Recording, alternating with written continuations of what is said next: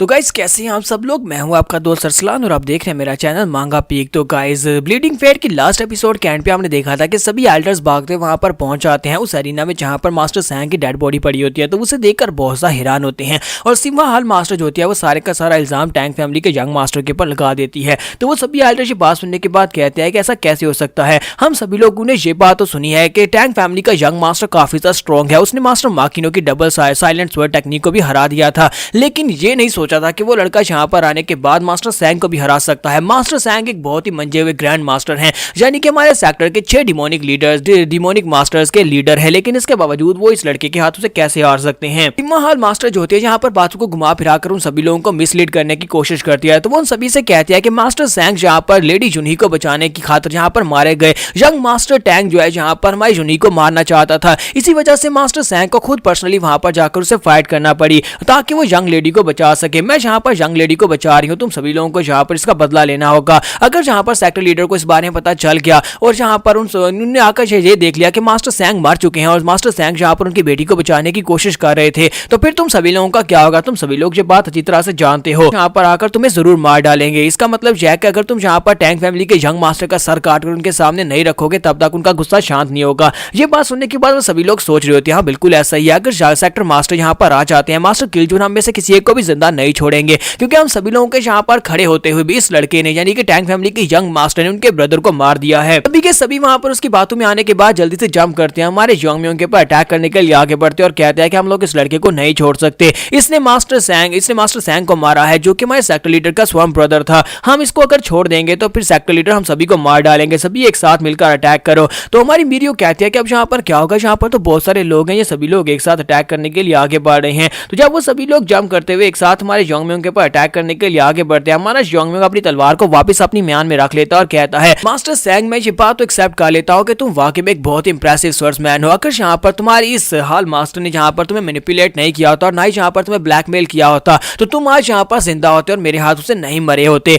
अब जबकि यहाँ पर जो बाकी के सभी लोगों को भी मरवाना चाहते हैं और बाकी के सभी लोग भी इसकी बातों में आ रहे हैं, तो फिर मैं जहाँ पर तुम्हारी तलवारबाजी को जिंदा रखने के लिए और तुम्हें यहाँ पर ऑनर देने के लिए तुम्हारी तलवार को यूज करूंगा। मैं तुम्हारी तलवार के साथ इन सभी लोगों को मारूंगा। के साथ ही हमारा योंगम्योंग जो होता है उसके पास उसकी तलवार ले लेता है। जब उसके पास उसकी तलवार ले लेता है तो वो सभी लोग इस बात से और भी ज्यादा हैरान हो जाते हैं और कहता है कि ये लड़का क्या कर रहा है, इस लड़के ने मास्टर सैंग की तलवार ले ली, तो ये लड़का हमारे मास्टर सैंग की तलवार कैसे ले सकता है, जल्दी से इसके ऊपर अटैक करो, इसने मास्टर सैंग की तलवार ले ली है। तो हमारा योंगम्योंग जो होता है उस तलवार को ऊपर की तरफ उछालता है। जैसे वो उसको ऊपर की तरफ उछालता है साथ ही वो अपनी स्कैटर टेक्निक को यूज करता है। स्कैटर टेक्निक के साथ उस तलवार के छोटे छोटे टुकड़े कर देता है, जिसके साथ ही वो छोटे छोटे टुकड़ों का वहां पर कंट्रोल करने लगा है। वो सभी टुकड़ों को कंट्रोल करने के बाद उन वॉरियर्स की तरफ आगे फेंकता है। तो वो सभी वॉरियर्स जो होते हैं वो आगे की तरफ भाड़े होते हैं, लेकिन वो टुकड़े इतने पावरफुल नहीं होते, इसी वजह से उनकी बॉडी के अंदर जाकर दंसते हैं, लेकिन जिल्द के अंदर दंस पाते हैं। तो आगे सजना शुरू कर देते हैं और कहते हैं कि लड़के तुम्हें क्या लगा था कि तुम जहां पर इन छोटे छोटे टुकड़ों के साथ मेटल के टुकड़ों के साथ हमें मार पाओगे। ये छोटे छोटे शार्ट्स हमारी बॉडी को नुकसान नहीं पहुंचा सकते, हम लोग मार्शल आर्टिस्ट हैं और हमारी बॉडी बहुत ज्यादा टफ है। हमारा योंगम्योंग उसे कहता है कि तुम्हें किसने कह दिया कि मैं यहाँ पर सिर्फ और सिर्फ इन शार्ट्स को तुम्हारी तरफ फेंकने वाला था। और इसी के साथ ही हमारा योंगम्योंग वहां पर अपनी स्पेशल टेक्निक को रिलीज करता है और कहता है रिवॉल्व। जब वहां पर वो रिवॉल्व कहता है इसी के साथ ही वो सारे टुकड़े जो होते हैं वहां पर घूमना शुरू कर देते हैं, क्योंकि वो पहले से सभी मार्शल आर्टिस्ट की बॉडी के अंदर दंसे होते हैं। तो वहीं पर से रिवॉल्व होने के साथ ही वो उनकी पूरी बॉडी को कट करना शुरू कर देते हैं। तो जहां पर से एक टुकड़ा गुजरता है वहां पर से एक आदमी की बॉडी कट जाती है, यानी कि वो सभी जो होते हैं मास्टर्स वहां पर कटना शुरू हो जाते हैं। उन सभी के हाथ पांव बॉडी सर और हर एक चीज कट कट कर वहां पर ग्राउंड के ऊपर गिर रहा होता है। मास्टर जॉब इंजे कहता है कि हमें इस लड़के को रोकना होगा, ये तो यहाँ पर हमारे लोगों को मार रहा है। दूसरा एल्डर भी उसे कहता है कि मुझे लगता है कि ये अपनी टैंक फैमिली की सीक्रेट टेक्निक को यूज कर रहा है। हमने काफी अरसे के बाद यहाँ पर सीक्रेट टेक्निक 10,000 फ्लावर रेन को देखा है। ये टेक्निक तो बहुत ज्यादा पावरफुल है। तो उन्हें लगता है कि हमारा योंगम्योंग यहाँ पर 10,000 फ्लावर रेन को यूज कर रहा है, लेकिन असल में हमारा योंगम्योंग जिस टेक्निक को यूज कर रहा है वो उससे ज्यादा बेहतर है, उसकी अपग्रेडेड वर्जन है। टिंकू स्नेक बाहर निकलता है और हमारे योंगम्योंग से कहता है कि इन सभी बेवकूफों को लगता है कि तुम यहाँ पर 10,000 हेवनली फ्लावर रेन को यूज कर रहे हो, लेकिन ये वो वैसी बिल्कुल भी नहीं है, क्योंकि मैंने असली की 10,000 फ्लावर रेन को देखा है। मेरा पुराना मास्टर उस टेक्निक को यूज करता था। योंगम्योंग मिरियो से कहता है कि मिरियो मेरी बात को ध्यान से सुनो, हो सकता है कि यहाँ पर कुछ लोग जो यहाँ पर मेरे इस घेरे से बाहर निकल जाए तुम्हारे पर अटैक करने के लिए आ सकते हैं। क्या तुम यहाँ पर कुछ लोगों को संभाल सकती हो, क्योंकि तुम यहाँ पर मेरी गार्ड बनकर आए हो, तुम यहाँ पर उनको संभाल पाओगी। तो मिरियो से कहती है कि कोई बात नहीं, मैं यहाँ पर संभाल लूंगी, मैं यहाँ पर तुम्हारी बॉडी गार्ड बनकर आई हूँ। अब मैं इतनी भी कमजोर नहीं हूँ कि यहाँ पर 2-4 एल्डर्स या फिर दो चार लोगों को ना संभाल सकूं, मेरे लिए परेशान होने की जरूरत नहीं है। तो वो उसे कहता तो फिर ठीक है, अब यहाँ पर बाकी का सब कुछ खुद संभाल लेना, मैं इन सभी लोगों को संभालता हूँ। तो इसी के साथ ही हमारा योंगम्योंग आगे की तरफ बढ़ना स्टार्ट करता है। और जब वो आगे की तरफ बढ़ रहा है साथ ही अपनी एनर्जी को रिलीज करते हैं वहां पर अपनी इस फ्लावर रेन टेक्निक को यूज करते हुए सभी लोगों को मार रहा होता है। उसके सामने जो भी आता है वो सभी लोगों को वहां पर काटता जाता है। तो उनमें से अब कुछ होते हैं वो पीछे की तरफ बढ़ना शुरू कर देते हैं और कहते हैं कि हम लोग आगे नहीं बढ़ पा रहे। जैसे हम लोग आगे बढ़ते हैं इसकी फ्लावर टेक्निक के साथ शार्ट्स हमारी बॉडी को काट देते हैं। तो सभी लोग वहां पर पीछे की तरफ हट रहे होते हैं। तुम्हारा योंग म्योंग कहता है कोई भी तुम में से पीछे नहीं हट सकता और अपने हाथ को सामने की तरफ करते हुए अपनी टेक्निक को वहां पर एक टॉर्नेडो की तरह आगे की तरफ भेजता है और उसके सामने जितने लोग आते हैं उन सभी को मार देता है, यहां तक कि वो एल्डर भी वहां पर मर जाता है। तो दोनों एल्डर्स में से जो पिंजे के साथ जो दूसरा एल्डर होता है वहां पर मर जाता है। हमारे योंग म्योंग की बात बिल्कुल सच साबित होती है। तो उनमें से जो लोग पीछे की तरफ भागते हैं वो लोग कहते हैं यहाँ पर देखो यहाँ पर भी दो लोग हैं जिन्होंने टैंक फैमिली के क्लैन के कपड़े पहने हुए हैं,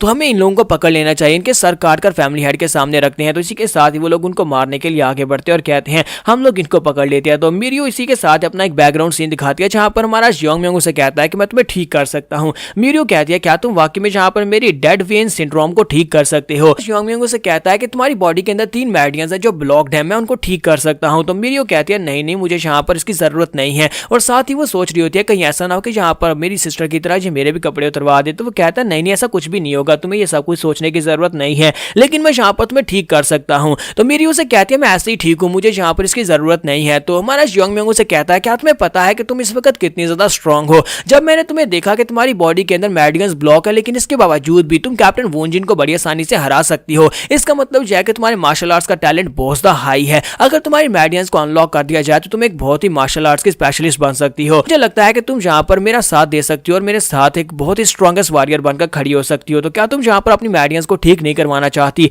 तो वो कहती है ठीक है मेरी मेरिडियंस को ठीक कर दो। और उसके बाद हमारा योंग म्योंग वहां पर उसकी मेरिडियंस को ठीक करता है। अब वो वहां पर उसकी मेरिडियंस को ठीक करता है तो सीन प्रेजेंट में आता है। तो क्योंकि अब उसकी मेरिडियंस ठीक हो चुकी हैं तो अब उसकी पावर लेवल जो है वो एक एल्डर के बराबर पहुंच चुकी है। तो मिरियो अपने पास से नीडल्स निकालती है और नीडल्स के साथ उनके ऊपर अटैक करना स्टार्ट करती है, फिर साथ ही अपना नाइफ निकालकर उनके गले काट देती है। सभी लोग पीछे की तरफ भागना शुरू करते हैं और कहता है कि एक तरफ तो क्लैन लीडर है यानी योंग म्योंग है और वो काफी ज्यादा खतरनाक है और दूसरी तरफ ये लड़की है ये भी बहुत ज्यादा खतरनाक है, हम लोग इन टैंक फैमिली के लोगों का मुकाबला नहीं कर सकते। जबकि यहीं पर योंग को दिखाते हैं कि योंग वहां पर पीछे खड़ी होती है, वो सोच रही होती है कि मैं यहाँ पर किन मॉन्स्टर्स के साथ आई हूँ। मुझे तो लगा था कि ये मेरी एज के आम बच्चे होंगे लेकिन ये बिल्कुल भी आम बच्चे नहीं है। अब मुझे महसूस हो रहा है कि मुझे भी यहाँ पर प्रैक्टिस करनी चाहिए थी। अगर मैं मार्शल आर्ट्स की प्रैक्टिस को और ज्यादा जारी रखती तो आज मैं यहाँ पर इनके कुछ काम आ सकती। मिरियो से कहती है कि योंग मैं यहाँ पर तुम्हें एक बात कहना चाहती हूँ, मेरे पीछे ही रहना, लेकिन मैं इस बात की गारंटी नहीं दे सकती कि मैं हमेशा तुम्हें प्रोटेक्ट कर पाऊंगी क्योंकि किसी को प्रोटेक्ट करते हुए फाइट करना बहुत ज्यादा मुश्किल है। इसी के साथ ही मास्टर इंजे को दिखाते हैं कि मास्टर इंजे जो होते हैं वो अपने साथियों से कहते हैं कि तुम सभी लोग यहाँ पर पीछे रहो, मैं उस लड़के के करीब जाकर हवा के प्रेशर को रोकता हूँ। अगर मैंने जाकर वहां पर हवा के प्रेशर को लिमिट कर दिया तो उसके बाद तुम सभी लोग आसानी से अटैक कर पाओगे। योंग म्योंग अपने आसपास की हवा को क्योंकि मैनिपुलेट कर रहा होता है जिसकी वजह से वो शार्ड्स उसके आसपास घूम रहे होते हैं। तो मास्टर इंजे अपनी बॉडी को वहां पर वुड में चेंज करते हैं और अपने हाथों के साथ जाकर एयर प्रेशर को ब्लॉक करने की कोशिश करते हैं। जब वो वहां पर एयर प्रेशर को अपने हाथों से ब्लॉक कर रहे होते हैं तो उनके हाथ बुरी तरह जख्मी हो रहे होते हैं और हमारा योंग म्योंग इस बात से काफी ज्यादा हैरान होता है और कहता है कि ये किस किस्म का एल्डर है, ये अपने साथियों को यहाँ पर बचाने के लिए अपनी बॉडी की फिक्र किए बिना यहाँ पर आकर मेरे शार्ड्स को अपने हाथों के साथ ब्लॉक करने की कोशिश कर रहा है, जबकि इसके हाथ भी यहाँ पर बुरी तरह से कट रहे हैं लेकिन इसके बावजूद ये यहाँ पर काम कर रहा है। तो वो सभी लोग कहते हैं हमारी टेक्निक काम कर गई, मास्टर जॉब इंजे की टेक्निक काम कर गई क्योंकि उन लोगों ने वहां पर हमारे योंग म्योंग के इर्द गिर्द हवा के प्रेशर को ब्लॉक कर लिया होता है जिसकी वजह से हमारा योंग म्योंग वहां पर अपनी 10,000 फ्लावर एंड टेक्निक को रिलीज नहीं कर पा रहा होता। यहाँ पर हम लोग अपनी एपिसोड 64 का एंड करेंगे। नेक्स्ट एपिसोड में देखेंगे हमारा योंग म्योंग अब इस सिचुएशन से कैसे निकल पाएगा। तो एपिसोड की एक्सप्लेनेशन अच्छी लगी हो तो कमेंट करके जरूर बताइएगा। चैनल को सब्सक्राइब कर दे, वीडियो को लाइक और शेयर कर दे। शुक्रिया।